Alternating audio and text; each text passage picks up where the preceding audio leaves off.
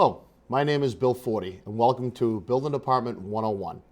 Today I'm here with Deputy Cliff Richardson of the Waltham Fire Department. Thank you for joining us. Thank you. Today's topic is going to be safe building practices during the winter. We feel as though this is one of those things that really needs to be talked about. We don't really address it enough, and today we're going to try to address some of those concerns that you may have during the winter. We had a very harsh winter last year, and so we're going to help you to prepare for it a little bit better this year. So we're going to go over some basic things.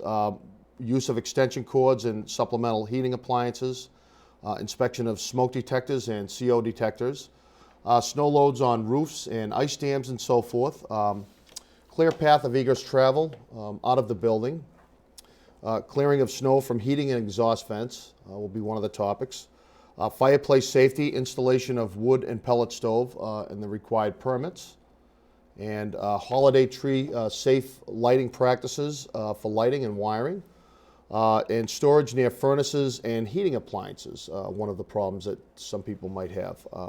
Temporary power generators and temporary heating will be some of the other topics too. So welcome, and hopefully we can be useful. Deputy Richardson, thank you for joining us today. The first thing we want to talk about is extension cord use. In past history, extension cords have been responsible for some fires. Could you just elaborate a little bit on that? Yeah, it's not uncommon that extension cords, people overloading extension cords, putting too many appliances or lights and so on and so forth. And you have to make sure that you minimize your use on extension cords. Try not to use them if you don't have to. If you can update your electrical to get more outlets so you don't have to have extension cords. And again, if you do have to use them, you want to keep them out of the way of the way people travel so they don't create a tripping hazard. Mm-hmm. Or you don't want to run them under furniture or under rugs because then they get worn and it can cause, over time, a little fire, can possibly cause a fire over time. So okay, good. Some of the things you want to look for. And you know, in using an extension cord, some of the things to be considered would be how much load is on the circuit. Now, if you have a refrigerator and a toaster, and you have all these kinds of things that draw a lot of power, certainly you don't want to put an extension cord on that particular outlet. Exactly. Correct? Yeah, right. Okay. And when a service breaker does trip out and you want to go check it, first thing you need to do is you want to make sure that there are no open knockouts on your panel. Okay, a KO is what's called a knockout cover. You want to make sure that there are at no point in the panel would you be able to put your finger in and get electrocuted by the bus bar. So whenever you're checking your service panel, if you have one of those knockouts missing, some time to time people might take a service breaker out. You want to make sure that there's a cover on there to avoid any kind of electrocution or shock. Another thing you want to consider too is how old is the house? Explain a little bit about old wiring and what happens to old wiring when you put a lot of burden on it, please. Old wiring over time, it's like anything. It grows old and it takes wear and tear, and it can create arcing, and which would create a fire. Mm-hmm. And you want to try to update your old wiring if you can, and minimize your use of overloading these appliances. Mm-hmm. And again, when you get back to the panel, like we were talking about, if you don't have the knowledge or the expertise, I would certainly recommend that you hire an electrician to do anything that has to do with your panel and that kind of thing. Yep. So. Now, under the electrical code, homeowners are allowed to do their own wiring with a permit, and that it does have to pass the electrical code, but it's never recommended. Electrical work is not a hobby, so it's always recommended to hire a licensed electrician to handle anything in your home that might need the attention of an electrician. So we're going to go on to smoke detectors and carbon monoxide detectors. Obviously, these devices save lives, and very imperative that these are not only functional and operational, but they're also placed in the right areas. So we're going to talk a little bit about what the basics are with smoke detectors and carbon monoxide detectors. Now, obviously, it's recommended to change your batteries every 6 months.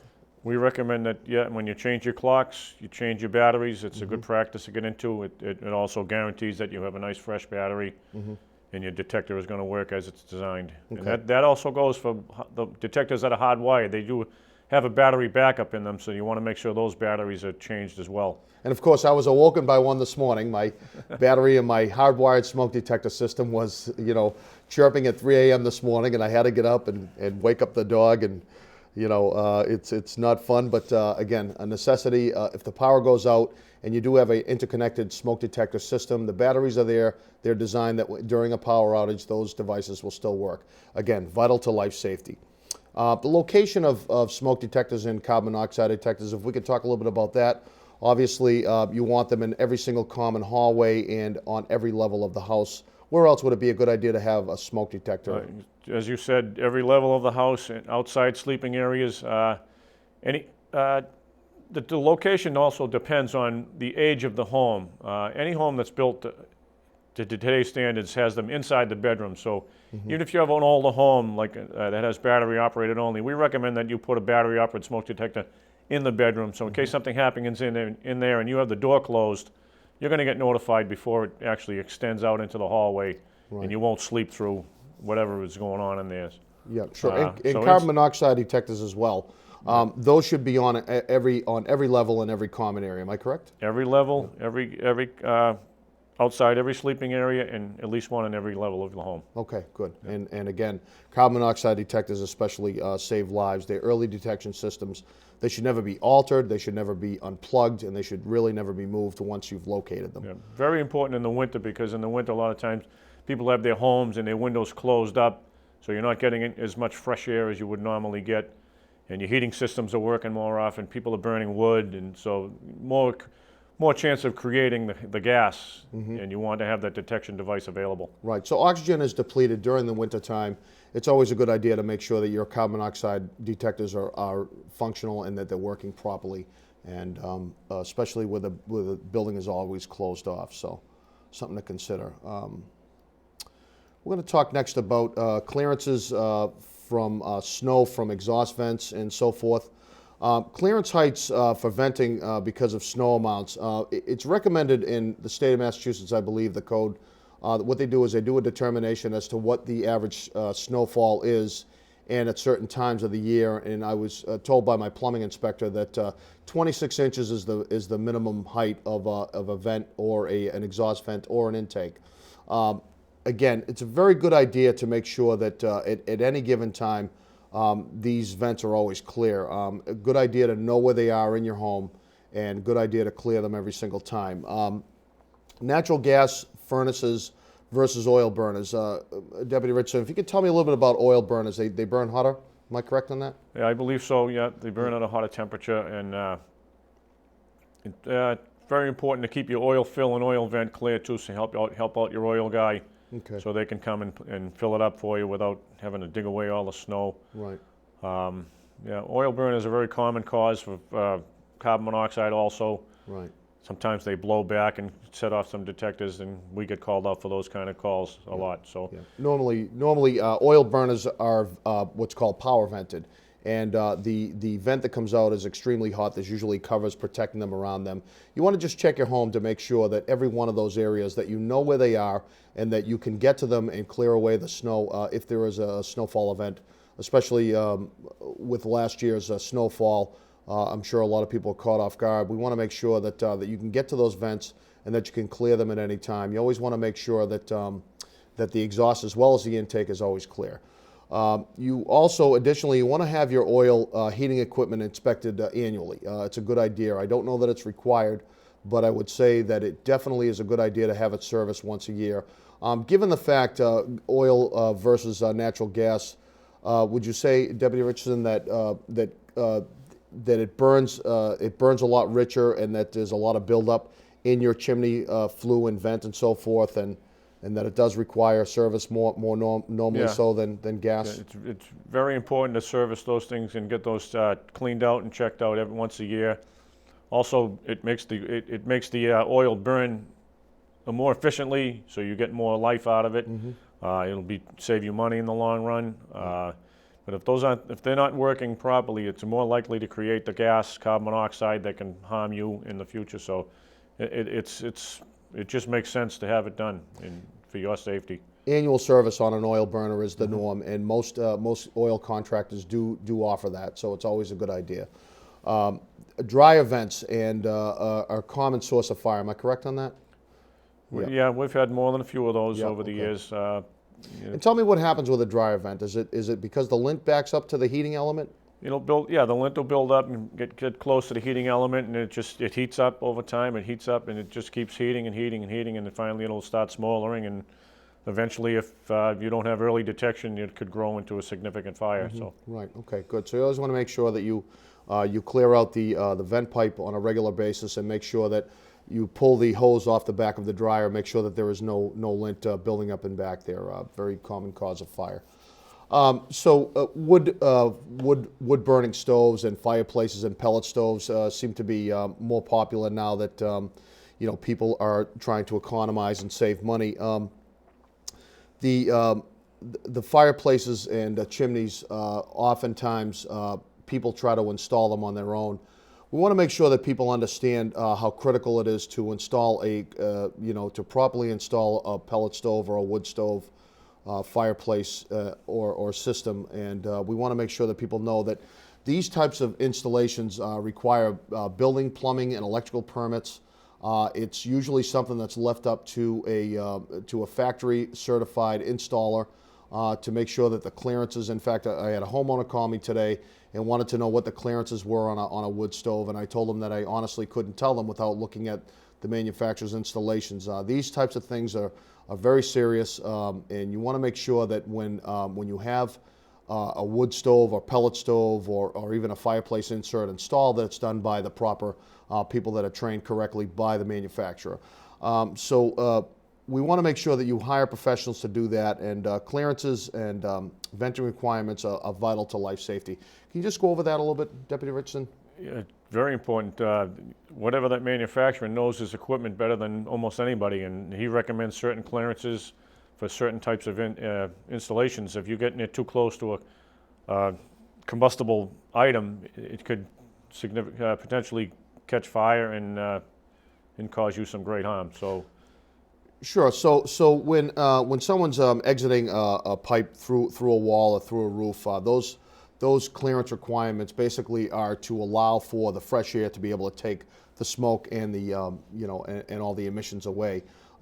Have you ever seen in a case where someone had installed it improperly and caused harm? Yes, we have. We've had over the last 30 years I've been around. We've seen more than a few times. Okay. Yeah. So very important to remember that whenever one of these appliances is being installed, that you have it done professionally by someone who is certified and trained. Holiday lighting and decorations. Now, I understand that having a tree hydrated is very important to fire conditions. Tell me what happens when you light up a pine tree with a match. It depends on how dry it is, but if you have a dry tree and you light it up, it does not take much to get it going, and they burn very quickly. Yep. And they burn very quickly, and they can catch things that are around it on fire. So you want to have your tree to have some clearance from furniture and walls and so on. And like I think we talked about, I don't know if you mentioned it yet, but the LED lighting. Yep. But it's very important to keep water in your pan when you have a real Christmas tree. Yeah. So obviously you want to make sure that if you can, you want to use LED lighting. LED lighting burns a lot cooler. Am I correct on that? Oh yeah. Yeah. Yep. Okay. And the wattage from an incandescent bulb tends to heat up, and it could cause a tree to catch on fire. So you always want to make sure that you have, if you can have LED lighting, as long as you don't mind the look of it, it's always recommended, not only in the tree, but as if you're going to decorate on the inside of the house, again, contact up against wallpaper and so forth. LED lights are the way to go to not create a heat situation. UL listed lights only. You want to make sure that your Christmas lights are UL listed. It's not very common to find something on the shelf that may not be UL listed, but you want to make sure that seal is in place, especially a lot of times, lights could get imported from another country and may not have that seal on there. You only want to use UL listed lights to make sure that the fuses are in there properly and that they shut off when they're supposed to.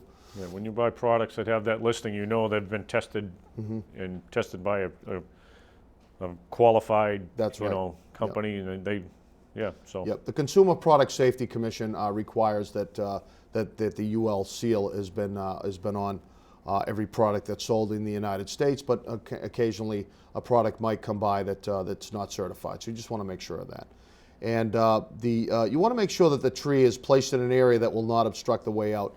In addition to that, Deputy Richardson, you want to make sure that this isn't in the way of a means of egress as well. You don't want to put them in front of a door, in a hallway. You need to have it in a place where you can enjoy it, look at it, but if you need to get out of the house, it's not in your way. Right. Yeah.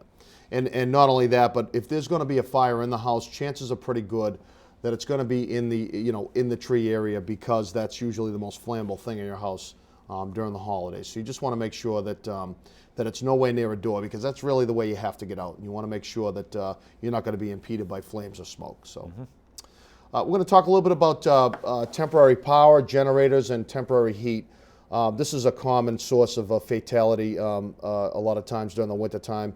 I know, I think 3 years ago there was a situation where a family suffocated and died trying to heat their house with a well, they had a temporary generator, I believe, was down in Plymouth, and very, very sad thing. But they had this generator in the garage, and it was not it was inside the building, and unfortunately, I believe there were more than one fatality in that family, and unfortunately because of carbon monoxide poisoning. And a permanent home generator should always be installed over a portable generator. I know these things cost money, but the way that they're installed, they're done professionally. They're mounted in such a way that they will have any clearances to windows and doors. The natural gas, usually it's by natural gas, and they burn a lot cleaner, so the emissions are a lot lower. But also too is that they're installed properly according to the manufacturer's recommendations, and I've installed them as a builder in different homes, and they do serve quite a good purpose, especially when we get a winter again like we had last year. The clearances of any portable generator should always be a minimum 10 feet from the building and any windows and doors. Would you agree with that, Dept. Richardson? Yep, the more clearance you can get, the better. And again, as you mentioned, do not run these things in the garage, these regular gas generators, because they're producing gas, and that will get into the home, and it's a silent killer. So I mean, right, the emissions from a portable generator are deadly, and if they're enclosed and confined in a space, it will deplete the oxygen from the room or the space that it's in, and eventually it will go underneath doors, and it will infiltrate the house. And so never a good idea to have a temporary generator inside a garage, even with the door open. It could cause great harm. So you want to make sure that you don't do that. You want to never ever sleep in or occupy a home using a fuel-fired space heater. Fuel-fired space heaters are strictly for construction sites and under proper ventilation conditions, and never to be used to heat a home temporarily. Deputy Richardson, you want to talk a little bit about that? yeah, I mean, again, fuel is a source of carbon monoxide. Fuel is a source of heat. Two things that can harm you. And again, as the inspector said, you just don't want to use those things inside a dwelling. Yep, they burn oxygen and they create emissions, and carbon monoxide does not take long to overcome a body. What happens with it is carbon monoxide molecules attach to the oxygen cells in your blood, and they suffocate you. And without you knowing, if you're asleep, you're never going to wake up. And we want to make sure that people are safe and know the dangers of carbon monoxide. So this is definitely one way to avoid it, is to make sure that you don't ever use a flame, a flame-driven space heater, because they're dangerous. And on top of that, it's not a great idea to use electric space heaters as well, because they also, sometimes there's a lot of clearance problems. If you have them near a set of drapes or something, they can be a source of ignition. So if you want to use your building's heating system, not a supplementary heating system, electrical, right, or gas fired. Yep, yep, that makes sense. Yeah, and you want to make sure that if you are using a space heater, if you happen to have a cold area of the house, and you have and you have a small comfort heater that you want to use, you just want to make sure that it's not going to draw a lot of energy, and that it's properly that it's powered properly, and that you're not overloading the circuit, as we went back to in our first section there. We were talking about the use of extension cords. You want to make sure that you're not overburdening your electrical system with the supplemental heat appliance. You want to make sure that that they are, that they're properly powered and that you're not using them on an extension cord. You want to make sure you plug it directly into an outlet if you're going to use it. But again, we don't recommend that you use supplemental heating if it's at all avoidable. So. Storage near furnaces and heating equipment. Now, this is a common thing that we find a lot in multi-residential inspections. Storage space is always a problem with houses, and whether it's a single-family residence or it's a multi-residence, people are always going to store stuff in the basement, and we find that a lot of times storage is right up against the wall and it's piled high, and a lot of circumstances, doesn't matter what type of building it is, people always have a tendency to store combustible storage in and around a furnace area. And this is never a good idea. A couple of reasons. You want to make sure that, that you clear your heating source has to be at least a minimum of 36 inches in all directions where there's no combustible storage near a furnace.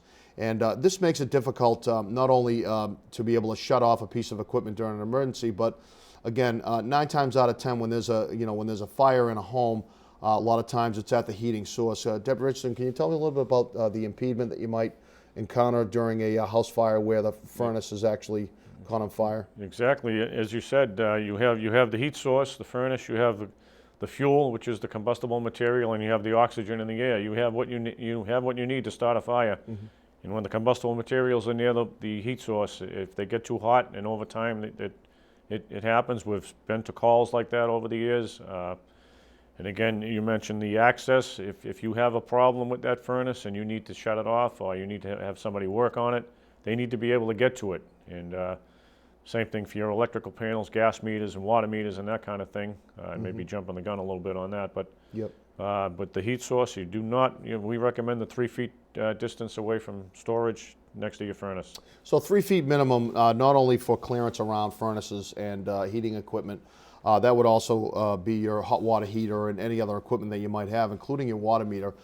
3 feet, 3 foot access aisle is what's required under the building code. If there's an inspection done in your building, I'll always make sure that you have 3 feet clear space to whatever appliance or area or mechanical equipment that you might have. So 3 feet minimum, maintain clear aisle. That will give not only firefighters a chance to get out and take care of something, but again, during an emergency, it could be a flood, could be anything. You want to make sure that you can get to your equipment and be able to shut it down properly.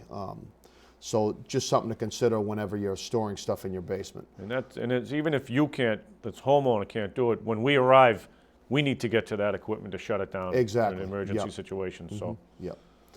I want to talk a little bit about clearing off your roofs. I get these questions all the time.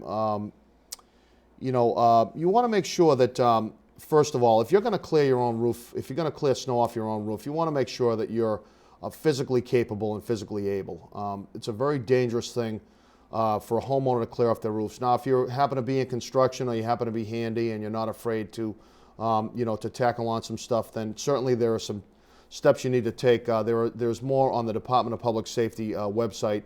I will share those links with you at the end of the show. But just a few basics. You want to make sure that first thing is that you stay clear of power lines. Now, most overhead service conductors are usually insulated going into a home, but never assume that a power line is well insulated. It could be cracked, it could be deteriorated, and there's always a good chance that your overhead service conductor will be live. And so you want to avoid any kind of power lines at all times. In addition to that, icicles hanging over a gas main could be very dangerous. If that's a case where you have a lot of icicle buildup underneath an electrical service or a gas meter, you can always take the precaution of putting a heavy-duty piece of plywood over that and just making sure that it covers until the icicles have either melted or safely fallen, but not damage the gas meter. So you want to make sure that you keep an eye on these things at all times. But if you are going to clear off your roof, they do sell a tool for this. It's called a roof rake. It usually extends between 15 and 16 feet. It's adjustable. It's never recommended that you get up and shovel a roof that's 2 stories or greater. You definitely want to call a professional for that and make sure that you at all times that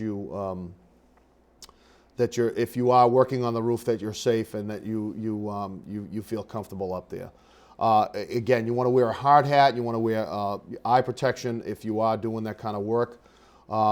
Again, you don't want to attempt it if it's more than one story, and always call a professional on any situation that might be dangerous. There are plenty of roof companies that will come and shovel off your roof for a price.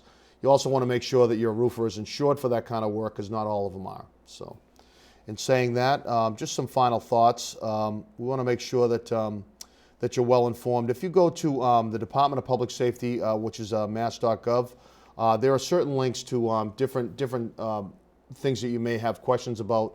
You want to go to Department of Public Safety website, www.mass.gov, and there are several different safety tips for building, safe building tips for the winter that you can, that you can log on to, and they'll give you more information on certain things like what to do during power outages, when it's cold, tips for your pets, those types of things, and there's a wealth of information on that website. So, in closing, I'd like to thank you, Deputy Richardson, for coming on the show, and we hope you have a happy and safe winter and a happy, safe holiday. Thank you. Thank you.